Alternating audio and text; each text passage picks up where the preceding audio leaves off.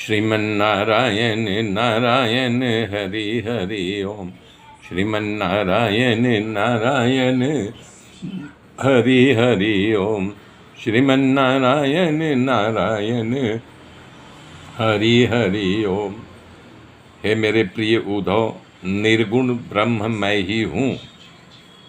जो अपना मन मेरे इस ब्रह्म स्वरूप में स्थित कर लेता है उसे परमानंद स्वरूपिणी काम वसायिता नामक सिद्धि की प्राप्ति होती है।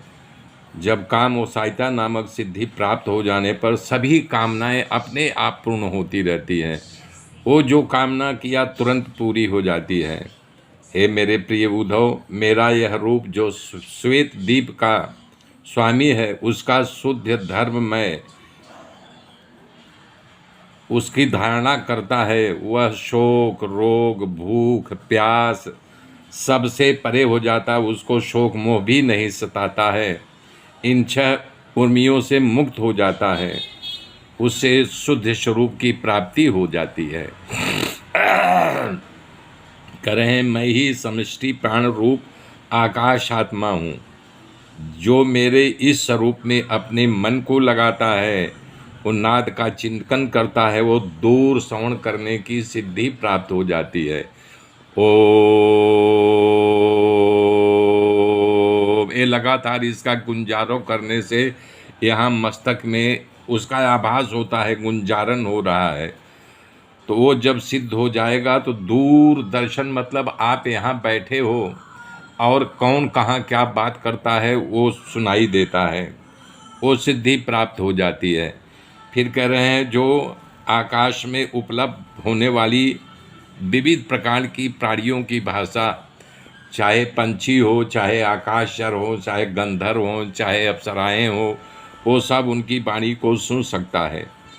जो नेत्रों में सूर्य को और सूर्य के अपने नेत्रों में बसा लेता, मतलब एक प्रकार से त्राटक होता है।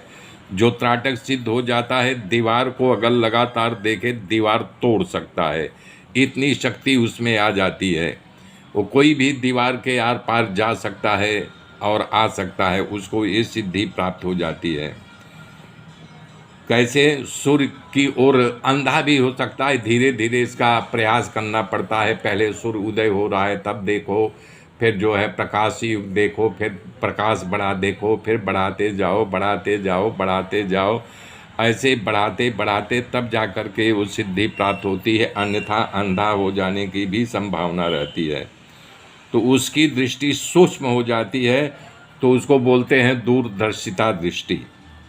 इस प्रकार से उससे मनोजव नामक सिद्धि प्राप्त होती है। जब मनोजव प्राप्त हो जाएगा तो तुम पत्थर में भी समाहित हो जाओगे। कहीं भी तुम्हारा स्वरूप जो है, तुम अगर चाह लिए कि मैं यहाँ से दूर कहीं चला जाऊँ या अलग अपना रूप धारण कर लूँ, तो वो जब मनोजव सिद्धि प्राप्त हो जाएगी, कोई भी संकल्प करेगा अपने रूप को बदल लो, या तुम बनारस हो, तुम यानी अभी अमेरिका पहुंच जाओ तो सूक्ष्म रूप से तुम्हारा वो शरीर वहां पहुंचा देगा।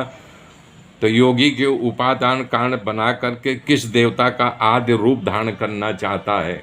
जैसे मान लो तुम रूप बदलना चाहते हो, किसी योगी का रूप धारण करना चाहते हो, किसी का रूप धारण करना चाहते हो, तो वो तुम्हें उस रूप धारण करने की शक्ति आ जाती है। जो योगी दूसरे शरीर में प्रवेश करना चाह रहा है तो दूसरे शरीर में भी प्रवेश कर सकता है।